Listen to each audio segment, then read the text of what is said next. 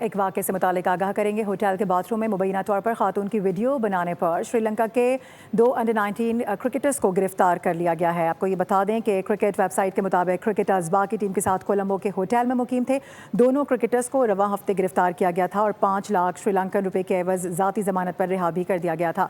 Website का कहना है कि होटल में खातून ने इल्ज़ाम लगाया कि उनके बाथरूम में मोबाइल से वीडियो बनाई गई है। पुलिस ये तहकीकात कर रही है कि आया वीडियो को कहीं सोशल मीडिया पर तो अपलोड नहीं किया गया। क्रिकेटर्स को दोबारा 25 मई को अदालत में पेश किया जाएगा।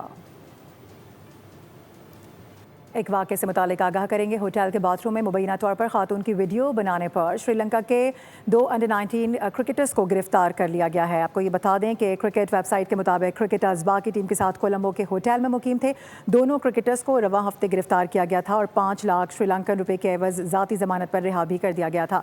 वेबसाइट का कहना है कि होटल में खातून ने इल्ज़ाम लगाया कि उनके बाथरूम में मोबाइल से वीडियो बनाई गई है। पुलिस ये तहकीकात कर रही है कि आया वीडियो को कहीं सोशल मीडिया पर तो अपलोड नहीं किया गया। क्रिकेटर्स को दोबारा 25 मई को अदालत में पेश किया जाएगा।